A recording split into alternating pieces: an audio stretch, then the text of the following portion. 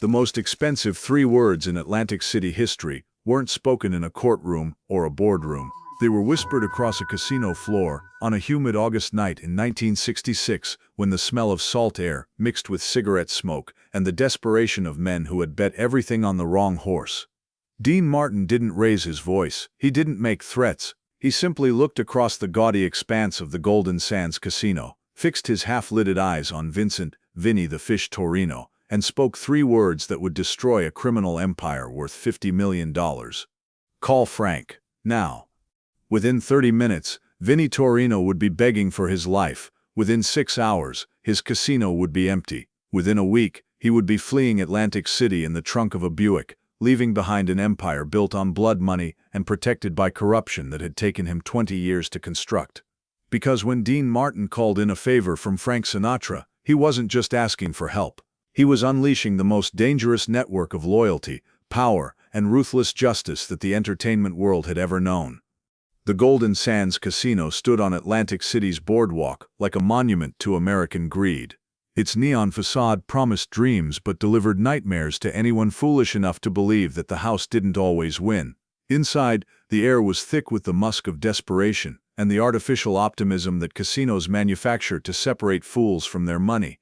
Slot machines rang their siren songs, roulette wheels spun like prayer wheels for the financially damned, and over it all presided Vincent Torrino, a man who had built his kingdom on the bones of those who had trusted him. Vinny wasn't just a casino owner. He was a predator who had perfected the art of destroying lives with a smile. His operation was simple, but devastatingly effective. Lure high-profile entertainers to his casino with promises of easy money and royal treatment, then use their gambling debts as leverage to control their careers. Musicians who owed Vinny money found their bookings mysteriously canceled. Comedians who crossed him discovered that their television appearances disappeared. Singers who tried to leave Atlantic City without paying their debts often found themselves with broken fingers that made playing instruments difficult. It was a perfect racket, protected by corrupt police and greedy politicians who took their cut of the profits in exchange for looking the other way. Vinnie Torrino had been untouchable for 2 decades, a cancer that had metastasized through the entertainment industry until everyone simply accepted that Atlantic City belonged to the fish, and the fish answered to no one. Until the night Dean Martin walked into the Golden Sands and discovered that even the king of cool had limits to what he would tolerate. The trouble had started 3 weeks earlier in Las Vegas, when a young comedian named Bobby Castellano had approached Dean after a show at the Sands. Bobby was 24 years old, talented enough to make Dean laugh, and stupid enough to believe that gambling was a way to get rich quick. He had heard about Vinnie Torrino's operation in Atlantic City, about the high-stakes games and the celebrity treatment, and he wanted Dean's advice about whether it was worth the risk. Dean had given Bobby the same advice he gave every young entertainer who asked about gambling. Don't. The house always wins. The only way to beat a casino is to own one. But Bobby was young and hungry and convinced that his luck was different from everyone else's. He thanked Dean for the advice and promptly ignored it. 2 weeks later, Bobby was dead. Not literally, but professionally. His debt to Vinnie Torrino had grown from $5,000 to $50,000 through the mysterious mathematics of casino bookkeeping. When Bobby couldn't pay, Vinnie had used his connections to destroy the young comedian's career. Bookings were canceled, agents stopped returning calls, club owners who had loved Bobby's act suddenly found reasons not to hire him.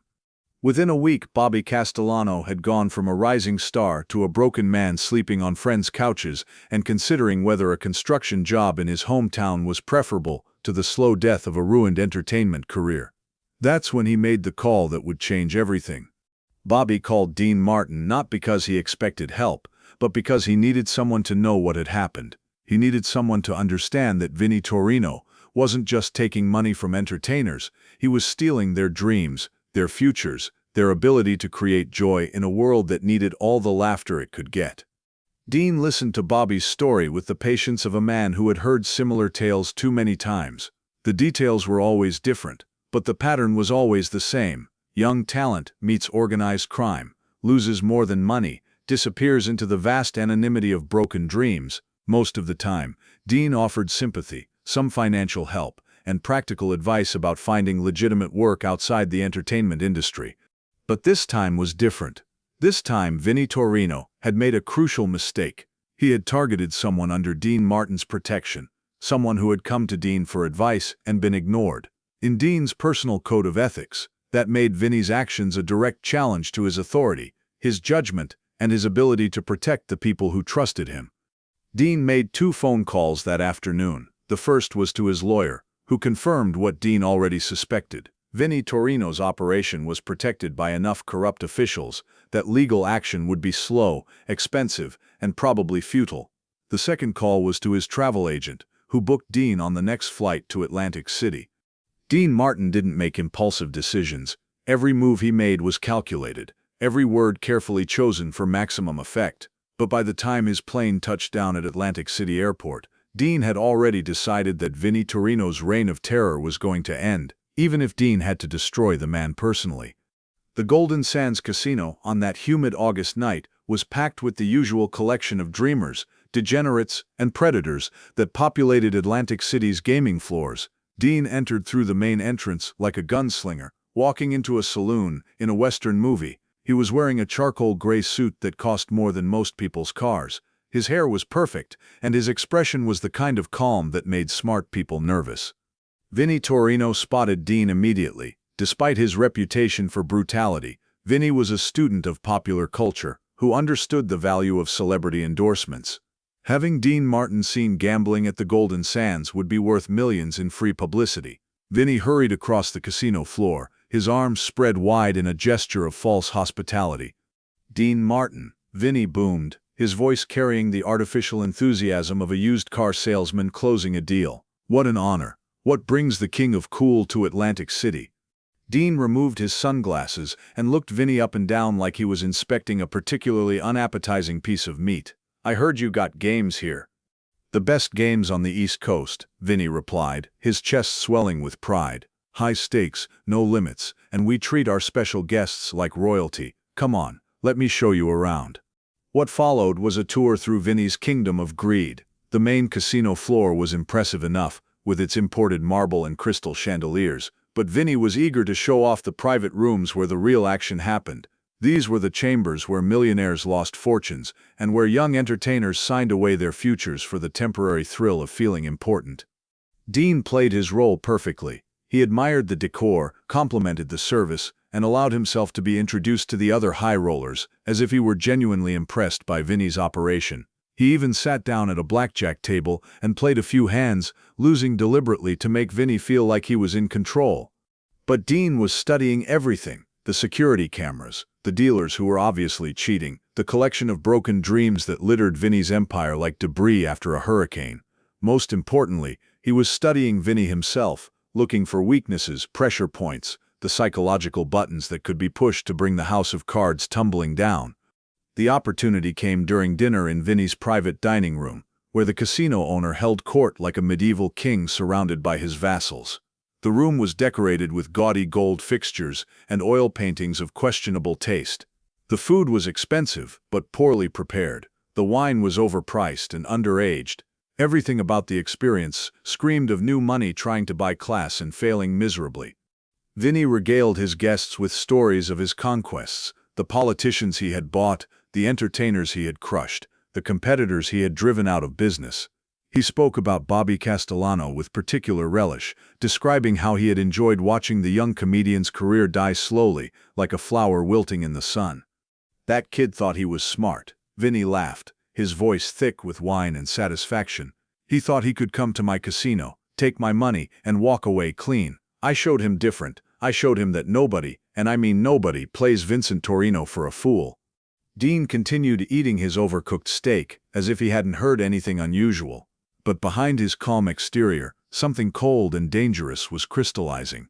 Vinnie Torrino hadn't just destroyed Bobby Castellano's career, he had enjoyed it. He had taken pleasure in crushing a young man's dreams, and he was proud enough of his cruelty to brag about it to a room full of witnesses.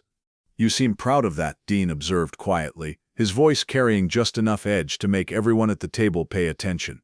"Damn right I'm proud," Vinny replied, his face flushed with wine and arrogance. "This business is about respect. You don't get respect by being soft. You get respect by showing people what happens when they try to make you look stupid." Dean nodded thoughtfully and returned his attention to his meal. But the other guests at the table were beginning to sense that something had shifted in the atmosphere. The conversation became more forced, the laughter more nervous. Even Vinny seemed to realize that his bragging might have gone too far. After dinner, Vinny insisted on showing Dean the casino's crown jewel, a private poker room where the minimum bet was $10,000 and the maximum was limited only by a player's courage and bank account. The room was designed to look like a gentleman's club from the 1920s, with leather chairs, dark wood paneling, and oil paintings of hunting scenes. It was here that Vinny had destroyed the careers of dozens of entertainers, and he was clearly hoping to add Dean Martin to his collection of trophies. Dean agreed to play a few hands, but only after establishing the stakes. "I don't play for pocket change," Dean said, his voice casual but his meaning clear. "If we're going to do this, let's make it interesting." Vinny's eyes lit up with greed. In his experience, celebrities were terrible poker players who relied on their charm and fame to compensate for their lack of skill. He was convinced that Dean Martin would be no different, and the prospect of taking the king of cool for hundreds of thousands of dollars was too tempting to resist.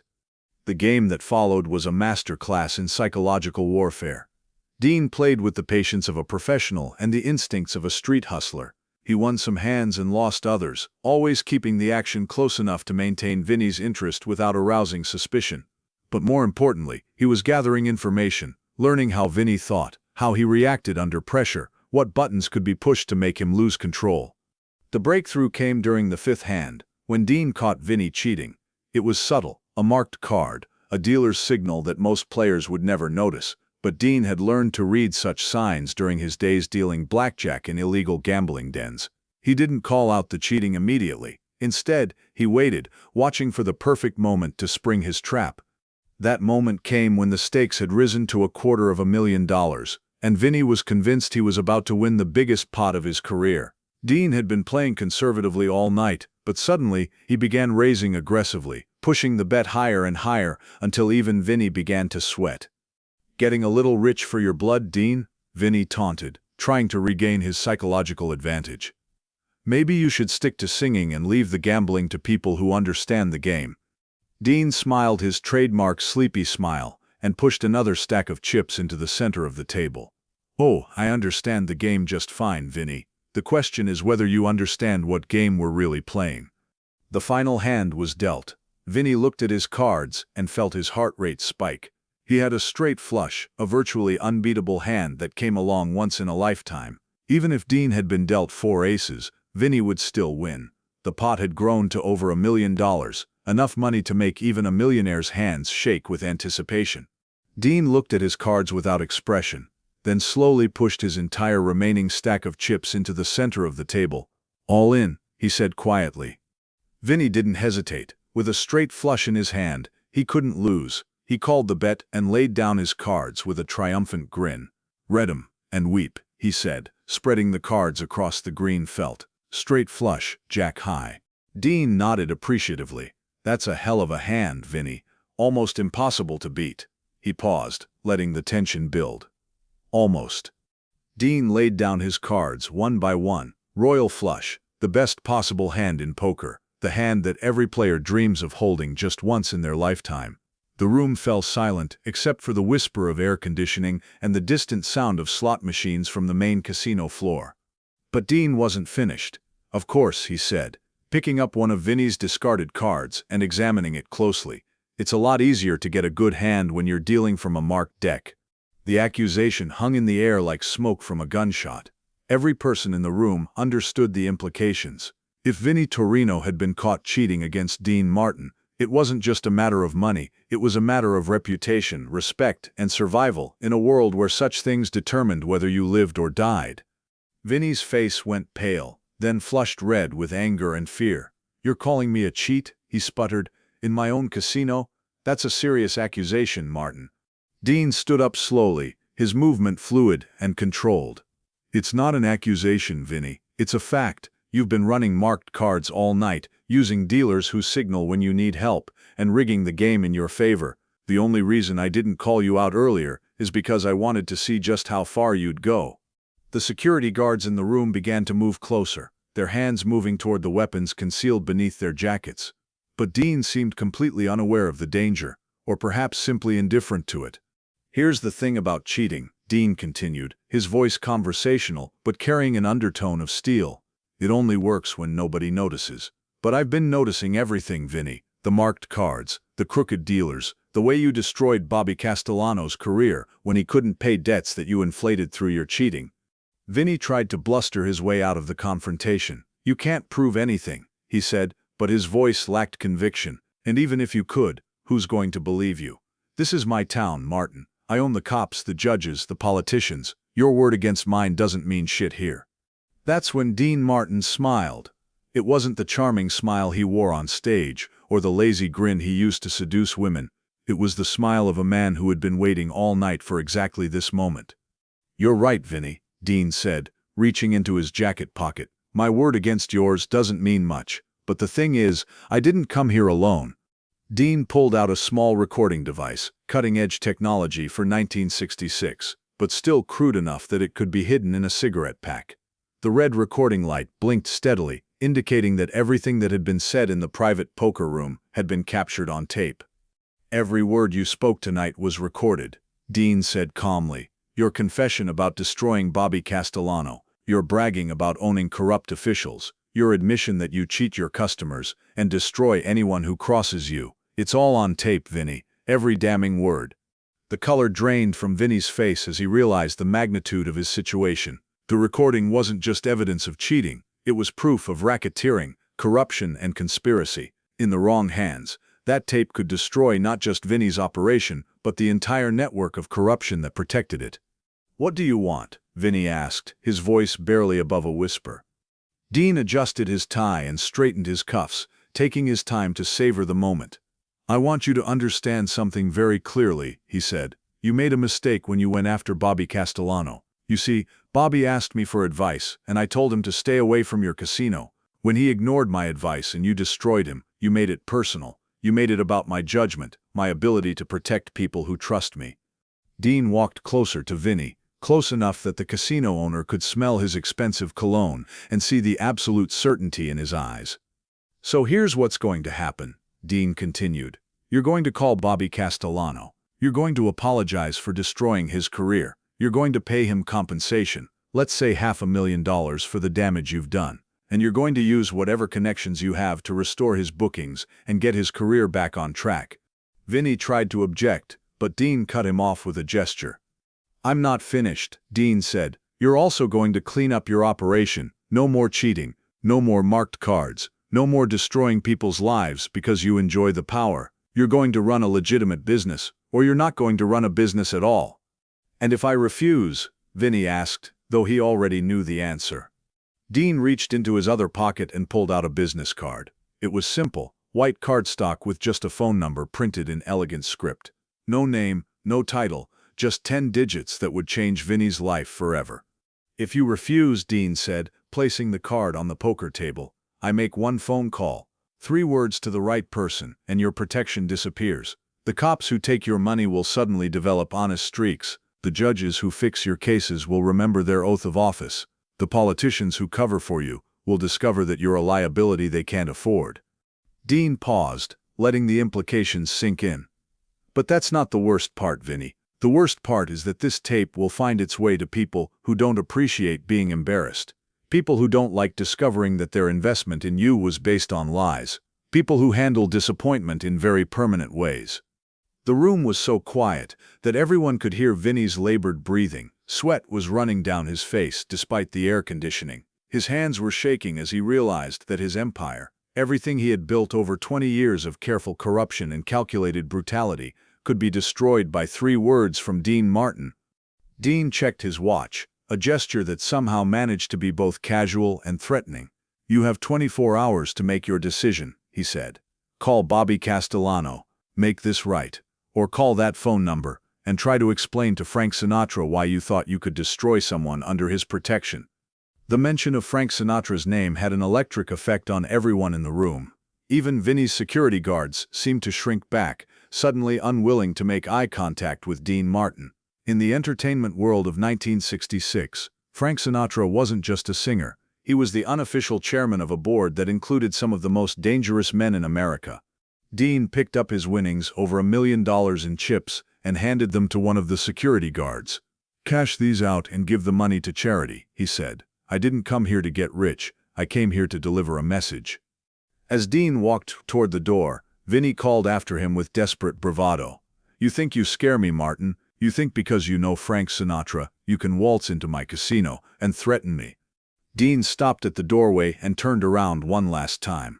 The look on his face was not anger or hatred, it was something far more dangerous.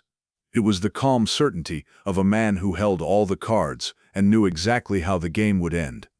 "I'm not threatening you, Vinny," Dean said quietly. "I'm educating you. You see, you've spent so much time being the most dangerous man in Atlantic City that you forgot there are bigger fish in the ocean. Tonight, you just met one of them." Dean walked out of the Golden Sands Casino at 11:47 p.m., leaving behind a room full of people who understood that they had just witnessed the end of an era. Within an hour, the story of what had happened in the private poker room was spreading through Atlantic City's criminal underground like wildfire.